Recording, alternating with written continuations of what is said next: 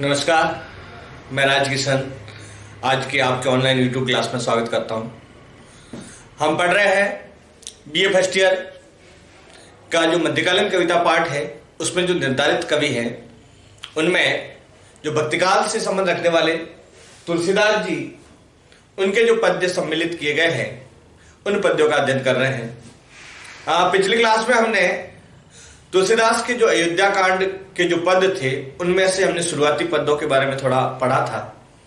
अब तक हमने पढ़ा कि जब भगवान श्री राम, तुलसीदास जी लिखते हैं कि जब भगवान श्री राम है जो 14 वर्ष के वनवास के लिए अयोध्या से वन की ओर प्रस्थान करते हैं, तो वो पहले शुरुआत में सबसे पहले जो अयोध्या के बाहर जो वन की सीमा पर जो साधु संतों के जो गुरुकुल है, जो आश्रम है, उन आश्रमों में जाते हैं। वहां पे उन आश्रमों में जो रहने वाले साधु संत है, उन साधु संतों का आशीर्वाद लेते हैं और वो साधु संत भगवान श्री राम, सीता जी और लक्ष्मण जी का बड़ा ही प्रसन्नता से स्वागत सत्कार करते हैं, फल फूल मंगवाते हैं, उन्हें आदर कर सम्मान से उन्हें भेंट करते हैं और बड़े सम्मान और प्रेम के साथ स्नेह से है जो भगवान है जो उसे उन्हें ग्रहण करता है। अब तक हमने ये पढ़ा। आगे के जो पद संख्या 3 है अयोध्या कांड में, तुलसीदास द्वारा रचित जो अयोध्या कांड हम पढ़ रहे हैं, इसमें जो पद संख्या 3 है उसमें देखो क्या लिख रहे हैं तुलसीदास जी। पहले एक दोहा दिया है उन्होंने कि राम स्वरूप तुम्हारा वचन अगोचर, राम स्वरूप तुम्हारा वचन अगोचर बुद्धि पर, अभिगत अकत अपार नेति नित निगम कहा। इस श्लोक में ये कहा है कि हे राम, आपका जो स्वरूप है वो और आपके जो वचन है, आपके जो स्वरूप और आपका जो व्यक्तित्व है, आपका जो वचन है वो अगोचर है, जिसको कोई पकड़ नहीं सकता, कोई बुद्धि पर है, जिस बुद्धि से परे है, जिसको कोई जाना नहीं जा सकता है। अविगत अकत अपार, ऐसा कभी ना तो पहले हुआ है ऐसा कोई राजा, अकत ऐसा नहीं कहा गया है कभी किसी के बारे में, और न ही कोई आपकी पार है, नेति निगम कहे, ऐसा निगम यानी वेद पुराण कहते हैं कि भगवान राम के जैसा आज दिन तक ना तो कोई हुआ है और ना ही कोई आगे होगा, ऐसा वेदों और पुराणों में लिखा गया है। अब देखिए अगला जो पद है, उस पद में तुलसीदास जी ने क्या लिखा है, क्योंकि हमने पीछे जो 2 पद पढ़े पिछली क्लास में, उन पदों में लिखा गया था कि भगवान श्री राम है जो तुलसीदास जी लिख रहे हैं कि वो ऋषि मुनियों के आश्रम में जाते हैं, ऋषि मुनि उन्हें स्वागत सत्कार करके उन्हें आदर स्वरूप है जो भेंट देते हैं और उस भेंट को भगवान है जो स्वीकार करते हैं। अब बातों ही बातों में भगवान श्री राम ने उनसे पूछा था, वो पूरी कथा का बखान किया, पूरी कहानी को बतलाया कि है जो मेरा 14 वर्ष का वनवास का जो समय है वो मैं कहां गुजारूं, मैं कहां रहूं। इस प्रश्न को सुनकर ऋषि मुनि उन्हें क्या प्रत्युत्तर देते हैं, पहले वो सुनिए। तुलसीदास जी क्या लिख रहे हैं? लिख रहे हैं कि जग पेखन तुम देख निहारे, जग पेखन तुम देख निहारे, विधि हरि शंभु नाच नचावन निहारे, विधि हरि शंभु नचावन निहारे, तेऊ न जाने मरम तुम्हारा और तुम्ही को जान निहारा। क्या लिख रहे हैं तुलसीदास जी? जग पेखन, जगु यानी जगु, जगु का मतलब जगत, जगत जग संसार, पेखन, पेखन यानी देखना। देखिए तुलसीदास जी लिख रहे हैं कि जग पेखन तुम देखने आ रहे, जग देखने वाला है, जग देखने वाला है, जग तुम्हें देखने वाला है और ये देखने वाला है विधि हरि शंभु नचावन निहारे। जैसा विधि विधाता, जैसा शंभु जैसा नचाते हैं वैसा यहाँ पे सब नाचते हैं, यानी हे प्रभु जैसी लीला तुम करते हो वही क्रियाएं यहाँ पर होती है, जैसा तुम चाहते हो, जैसा तुम देखना चाहते हो, जैसा तुम हमें दिखाना चाहते हो वही सारे कार्य यहाँ पर होते हैं। बातों बातों में वो इस बात का इंगित कर रहे हैं कि आप तो खुद भगवान है, आप तो खुद परमात्मा है, आप तो परमपिता है, आप जैसा चाहते हो वैसा ही इस जगत में घटना घटित होती है। यानी जब भगवान ने उनसे पूछा कि मैं कहां रहूं, तो उन्होंने कहा कि ये हमसे मत पूछिए, आप तो स्वयं जानते हैं कि आपको कहां रहना है, आप ही तो इस संसार को चलाने वाले हो। इसलिए उसने आगे लिखा, त्यों न जाने मर्म तुम्हारा। जब तक वे लोग तुम्हारा मर्म नहीं जानते हैं, जब तक, कब तक? जब तक वो जानना नहीं चाहते। कौन? भगवान। जैसे मैं भगवान के बारे में तभी जान पाऊंगा जब ये इच्छा भगवान की होगी, यानी भगवान की जब मेरे पे कृपा होगी तभी मैं उनको जान पाऊंगा। बाकी मैं कितना ही प्रयास करूं, भगवान को मैं जान नहीं पाता। इसलिए उन्होंने लिखा है कि त्यों न जाने मर्म तुम्हारा। वे नहीं जानते हैं आपका मर्म, मर्म यानी रहस्य, आपका भेद, आपके बारे में वो नहीं जानते हैं। त्यों न जाने मर्म तुम्हारा और तुम्हें को जानने आ रहा। और तुमको जानना जो चाहता है वो भी ये नहीं जानता है कि ये किसकी वजह से वो जानना चाहता है। जब तक कौन नहीं चाहता? आप नहीं चाहते, आपका मतलब भगवान नहीं चाहते हैं। अब देखो आगे क्या लिख रहे हैं तुलसीदास जी कि सोई जाने हो जय देव जनाई। वे जानता है जो जिसको आप जानना चाहते हो, जनाना चाहते हो, यानी वो ही जान सकता है आपको जिसके ऊपर आपकी क्या होती है? कृपा होती है। वे जानते हैं। इसलिए उन्होंने लिखा, सोई जाने जीव देव जनाई। जिसको आप ऐसा चाहते हो कि ये भगवान के बारे में जान सके, वो ही व्यक्ति केवल इसके बारे में जान सकता है, आपके बारे में जान सकता है, बाकी कोई जान नहीं सकता। जाने तुम्हें हो ही नहीं। जो उन्होंने कहा, और जो जान जाता है, जानत तुम्हें हो ही जाए। जो जानता है तुम्हें, वो तुम्हारा ही हो जाता है। फिर उसको संसार के किसी भी वस्तु से प्रेम नहीं होता है। वो सारा व्यक्ति फिर एक बार आपको जान ले। देखो दोनों लाइनों में यही कहा है कि भगवान को जानना इतना आसान नहीं है।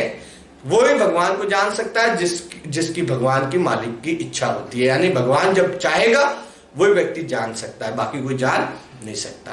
आगे क्या लिख रहे हैं कि फिर अगर एक बार वो तुम्हें जान जाए तो फिर वो किसी और को नहीं जानेगा, वो सिर्फ तुम्हारा हो जाएगा, तुम्हारे दीवाना होगा, और किसी को वो जानता नहीं है। इसलिए आगे लिखा है, तुम्हें कृपा तुम्हें रघुनंदन।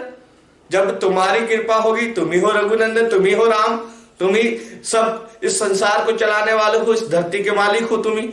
इसलिए तुम्हारी ये सब कृपा है कि ये सारी घटनाएं हो रही है। तुम्हें जो 14 वर्ष का वनवास मिला है, ये भी तुम्हारे चाहने से ही मिला है। इसमें और किसी का है जो हाथ नहीं है। इसका मतलब कि ये जो कार्य कर रहे हो, ये भी आपके मन के अनुसार ही हो रहा है। ये इसके पीछे भी आप ही का हाथ है। ऐसा कौन कह रहा है प्रत्युत्तर में? वो साधु संत जिनको भगवान ने ये कहा था कि मुझे उचित स्थान बताओ जहां पर मैं 14 वर्ष अपना वनवास गुजार सकूं। आगे लिखो क्या लिखा, तुम्हें कृपा तुम्हें रघुनंदन, जाने भगत उरचंदन। जो इस कृपा को अपने हृदय में जान लेता है, उसका हृदय चंदन की भांति शीतल हो जाता है, पवित्र हो जाता है। जो जिस पर तुम्हारी कृपा हो जाए, उस भगत का हृदय चंदन की भांति शीतल और पवित्र हो जाता है। चिदानंदमयी देह तुम्हारी। आगे क्या लिख रहे तुलसीदास जी, चिदानंदमयी देह तुम्हारी देह, तुम्हारा शरीर कैसा है? चिदानंदमयी, जो सबसे ज्यादा उत्तम आनंद देने वाला है। तुम्हारा जो शरीर है, तुम्हारा इस शरीर में क्या मिलता है? उत्तम आनंद मिलता है तुम्हारा। इसलिए लिखा, चिदानंदमयी देह तुम्हारी, विगत विकार जान अधिकारी। जो विगत पीछे जो बीता हुआ काल है और जो विकार है मन में, उनके आप जानने के अधिकारी हो। उनको आप जानते हो कि पीछे क्या हुआ, आने वाले समय में क्या होगा, अब क्या हो रहा है और कौन से विकार हो रहे हैं, वो सारे जानने का अधिकार आपको है। आपको सब ज्ञात है कि कौन सी घटना कब होगी और कौन सी घटना कब होने हुई थी। ये सारा जानकारी आपको है। ऐसा प्रत्युत्तर में साधु संत कह रहे हैं। इसलिए नर तनु धरेव संत सूर काजा। आगे लिखा है कि आपने जो ये नर तनु धारण किया है, जो धारण किया वो किसके लिए किया है? सुर यानी भगवान देवता। आपने ये जो नर का शरीर जो धारण किया है, ये देवताओं के कार्य को संपन्न करने के लिए आपने ये धारण किया, ये रूप बनाया, ये वेश बनाया है। ये अयोध्या के जो राजा बने हो, इसके पीछे भी आपका एक ही उद्देश्य है कि आप देवताओं का कार्य को संपन्न कर सके। इसलिए नर तनु धैर्य संत सुर काजा, और संतों और सुर यानी देवताओं का कार्य को आप संपन्न कर सके। जो इस वन में, जो इस जंगल में तपस्या कर रहे, उन तपस्वियों का भला हो सके, उनको मोक्ष मिल सके, उनको मुक्ति मिल सके, उनका कल्याण हो सके। इसलिए आपने ये है जो वेश है जो धारण किया है। कहू जस प्राकृत राजा। आप वैसा ही कार्य करते हो जैसे एक कौन करता है, प्राकृत राजा। प्राकृत राजा नेचुरल एक व्यक्ति कैसा, साधारण जो व्यक्ति आदमी राजा जो होता है वो कैसा कार्य करता है वैसा कार्य कर रहा है, जबकि आप तो भगवान हो ये जानते हुए भी आप एक प्राकृत राजा की भांति है जो कार्य कर रहे हो। इसका मतलब वो ये कह रहे हैं कि ये जो कार्य आप कर रहे हो ये देवता और संतों के कल्याण के लिए कर रहे हो, ये हम जानते हैं। और जिस तरह से तुम जो व्यवहार कर रहे हो भगवान हे प्रभु, आप जो व्यवहार कर रहे हो एक प्राकृत राजा की भांति जो आपका व्यवहार है, ये राजा का व्यवहार जो कर रहे हो ये भी आपके द्वारा ही किया जा रहा है, बाकी और कोई नहीं कर सकता है। इसलिए राम देखी सुनि चरित तुम्हारे, उसने आगे लिखा राम देखी सुनी चरित तुम्हारे, जड़ मोहि बुध होय शुकारे। हे राम, तुम्हारे को जो देख ले, जो तुम्हारे चरित्र को सुन ले, वो व्यक्ति जो जड़ है वो भी बुद्धिशाली हो जाएगा। उसने कहा जड़ मोहि बुध होय शुकारे, जो बुद्धिशाली है, जो जड़ है, निर्जीव है, वो भी सुखी हो जाएगा जो एक बार तुम्हें दर्शन कर ले तुम्हारे, या एक बार तुम्हें देख ले, या एक बार तुम्हें सुन ले। तुम्हारा चरित्र भी अगर सुन ले, अगर तुम्हारी कथा भी वो व्यक्ति सुन ले, तो वो व्यक्ति जड़ से है जो बुद्धिशाली हो जाएगा। ऐसा वो साधु संत लिख रहे हैं। आगे क्या कह रहे हैं देखो, तुलसीदास जी लिख रहे हैं कि तुम जो कहते करो सब साचा, तुम जो कह रहे हो जो कर रहे हो वो सच है। ऐसा नहीं है कि तुम जो कह रहे हो कर रहे हो वो सही नहीं है, सच है ये, ऐसा होना चाहिए था। क्योंकि आपके द्वारा ये जो लीला की गई है, इस लीला के अनुसार जो कार्य कर रहे हो वो सच है। जस कासे तच चाहे नाचा, जैसा तुम कर रहे हो वैसे नाच रहे हैं, जैसे नचा रहे हैं, जैसा होना चाहिए था वैसा तुम कार्य कर रहे हो। यानी जिस कार्य की आवश्यकता थी, एक ऐसे राजा की आवश्यकता थी, ऐसा राजा हमारे यहाँ पर मौजूद हो गए हैं। आपके रूप में वो आ गए हो, आप भगवान हो, हम ये जानते हैं, लेकिन जैसा होना चाहिए था वैसा तुम कार्य कर रहे हो। अब दोहा लिखते हैं तुलसीदास जी कि पूछे मोहि की रह कहा मैं पूछत सक जाऊं। पूछ रहे हो आप मुझसे कि हम रहे कहा, ये मैं पूछ रहा हूं, और पूछते हुए मैं संकुचित हो रहा हूं, शर्म आ रही है, मैं संकोच हो रहा है कि आप हमसे पूछ रहे हैं कि हम कहाँ रहे। क्योंकि आप तो खुद इस संसार के मालिक हो, इस धरती के मालिक हो, इस लोक के देवता हो, इस लोक के मालिक हो, पिता हो आप तो इस पूरे सृष्टि के। तो और आप हमसे पूछ रहे हैं कि इस धरती पर हम कहाँ रहे, कहाँ इस 14 वर्ष को बिताए। तो ये पूछते हुए हमें संकोच हो रहा है कि आपको हम कौन सा स्थान बताएं। क्यों?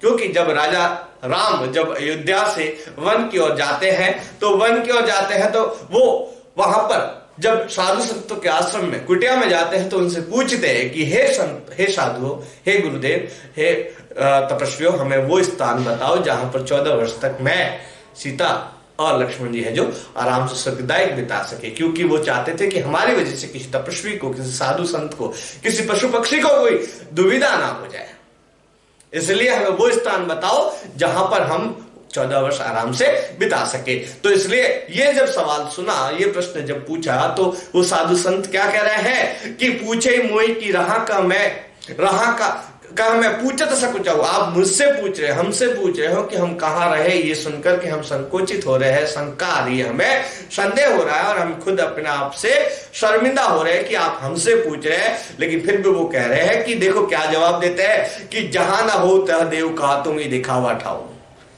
जहां तुम नहीं हो, तुम कहीं कौन से स्थान पे नहीं हो इस धरती लोक पर, वो स्थान एक बार हमें बता दो जहां पर तुम नहीं हो। यानी तुम तो कैसे हो, पूरे ब्रह्मांड में हो, सर्वव्यापी हो।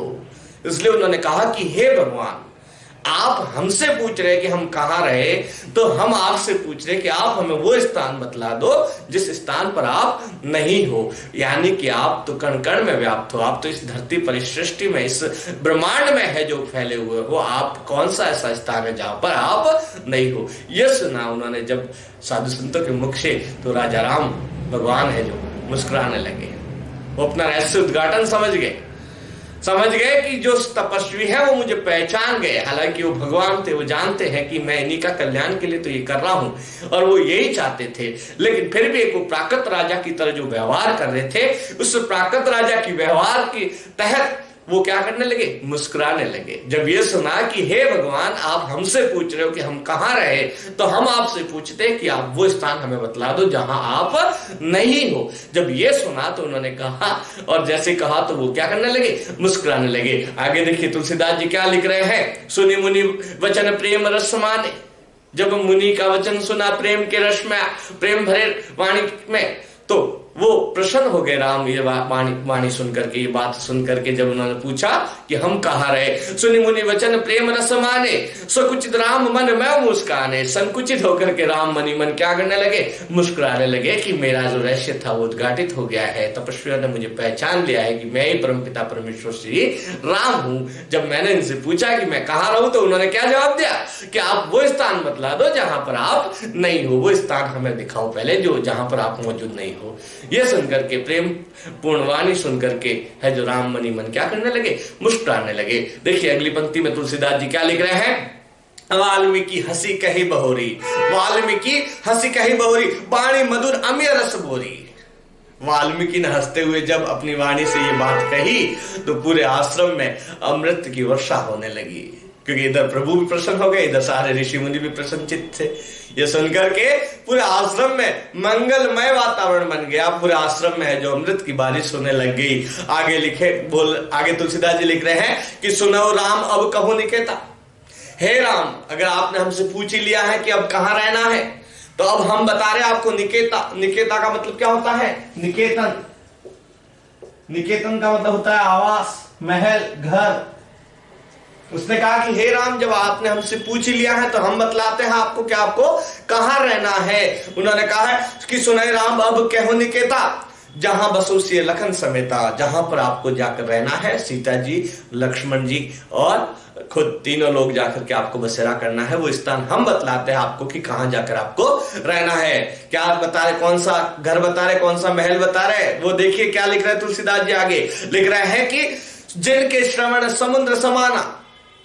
श्रवण, श्रवण का मतलब होता है कान। जिनके कान किसके समान है, समुद्र समान। अब देखो यहां समुद्र का समान के मतलब बड़े बड़े कान नहीं, ऐसे कान जो अत्यंत कितनी भी बड़ी कथा हो उनको सुनने की, गंभीर कथा को भी, बड़े से बड़ी कहानियों को सुनने की क्षमता रखते हो, ऐसे बड़े कान वाला चाहिए यहाँ पे। तो तुलसीदास जी लिख रहे हैं कि वो साधु जो ऋषि मुनि है वो मकान बता रहे, वो आवास बता रहे, निकेतन बता रहे कि क्या कह रहे हैं कि जिनके श्रवण समुद्र समाना, कथा तुम्हारी सुमग्री हरि नाना। जो तुम्हारी कथा सुनता हो हरि नाना प्रकार की, फिर भी उसके कान भरे नहीं, थके नहीं हो, परेशान नहीं हो आपके नाम से। ऐसा व्यक्ति जो हमेशा आपकी कथा को सुनता हो, दिन रात आपकी कहानियों को सुनता है, आपकी कथा सुनता है, आपके चरित्र को सुनता है, लेकिन फिर भी उसकी कथाओं से उसके कान भरे नहीं, समुद्र के जितने गंभीर और बड़े हो, ऐसे व्यक्ति के तुम हृदय में जाकर क्या कर लो, बसेरा कर दो। लिख रहा है सुने राम अब कहे निकेता, जहां बसो तुम लखन समेता।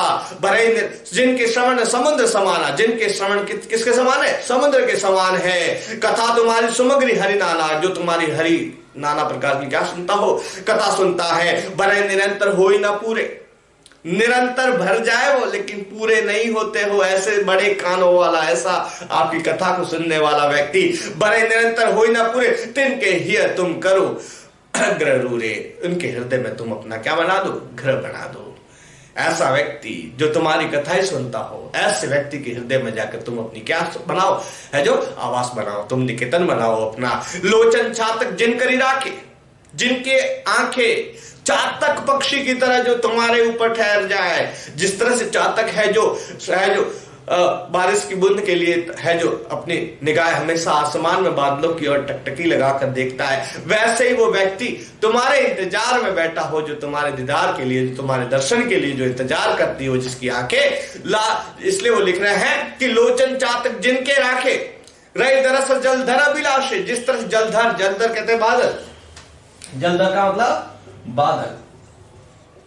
जिस तरह से वो बादलों का इंतजार करता है चातक, वैसे ही उसकी आंखें हमेशा किसका इंतजार करती है, आपका इंतजार करते हैं, आपके दर्शन का इंतजार करती है। इसलिए लिखा लोचन चातक जिन करी राखे, जिनकी आंखें है जो चातक पक्षी की होती तरह है। रही दरस जलधर अभिलाषे है, वो दर्शन की अभिलाषा लेकर, जलधर की अभिलाषा जैसे लेकर चातक बैठा है, वैसे वो दर्शन की अभिलाषा लेकर जिसकी आंखें रहती हो, जिनके निर्दय सरित सिंधु सर भारी, चाहे कितने भी सिंधु सर नदी तालाब भारी भारी से बारिश के संसाधन आ जाए, लेकिन वो चातक पक्षी उन है जो संसाधनों का पानी ग्रहण नहीं करता, जल ग्रहण नहीं करता, जब तक स्वाति नक्षत्र की बूंद उसके मुख पर नहीं गिरती है। तो वैसे भले कितने ही शौक सामान साजो सामान भौतिक सुख मिल जाए उसको, लेकिन वो व्यक्ति जब तक तुम्हारे दर्शन नहीं करे तब तक उसको सुख चैन नहीं मिलता हो। ऐसा हो तुम्हारा कोई भक्त, इसलिए उन्होंने कहा निर्दय सरित सिंध भारी सिंध सर भारी रूप बिंदु जल हो सुकारी। जो तुम्हारे बिंदु रूपी जल रूपी बिंदु तुम्हारे दर्शन से ही सुख प्राप्त करता हो, केवल वो चातक जैसे भरे तालाब भर दिए हो, चाहे नदी भर दी हो, चाहे है जो सरोवर भर दिए हो, लेकिन वो उस जलधर का अभिलाषा रखता है, उस स्वाति नक्षत्र में गिरने वाली बूंद का ही इंतजार करता है वो चातक। ठीक उसी प्रकार से वो व्यक्ति, वो भक्त जिसके पास तमाम सुख सुविधाएं हो, खूब भौतिक सुख सुविधाएं हो, लेकिन वो केवल उस बूंद के समान तुम्हारे है जो दर्शन का अभिलाषा हो जिसके मन में, उस व्यक्ति के हृदय में जाकर के तुम्हें क्या करना है, अपना बसेरा करना है। तिनके हृदय सदन सुखदायक, उनके हृदय में सदन तुम्हारा कैसा रहेगा, सुखदय रहेगा। बसुबंद सिय सह रघुनायक, हे रघुनायक तुम बंधु के साथ, लक्ष्मण जी के साथ और सीता जी के साथ जाकर के उनके हृदय में जाकर के क्या कर लो, बसेरा कर दो। आगे दोहा लिखा है तुलसीदास जी ने, क्या लिखा है, जस तुम्हारा मानस विमल हंस जिया जासु, मुक्ता हल गुण चुन सुनई राम वसुहिए जातासु। जो तुम्हारे चरित्र का मानस, जो तुम्हारे चरित्र का ही क्या करता हो, गुणगान गाता हो, तुम्हारे चरित्र को ही हमेशा सुनता हो, और तुम्हारे जो मुक्ता मोती रूपी तुम्हारे गुणों का क्या करता हो, ग्रहण करता हो। मोती रूपी उस मुक्ता हल के रूप में जिस प्रकार से हंस है जो मोती को चुगता है, वैसे तुम्हारे चरित्र का क्या करता हो, वो ग्रहण करता हो। ऐसे व्यक्ति के हृदय में जाकर तुम्हें क्या करना है, बसेरा करना है। आज के इस वीडियो में हम 2 पद ही पढ़ रहे हैं। अगले वीडियो में हम तुलसीदास जी के अयोध्याकांड के अगले पदों का है जो अध्ययन करेंगे। तब तक के लिए आपको सबको धन्यवाद, शुभकामनाएं।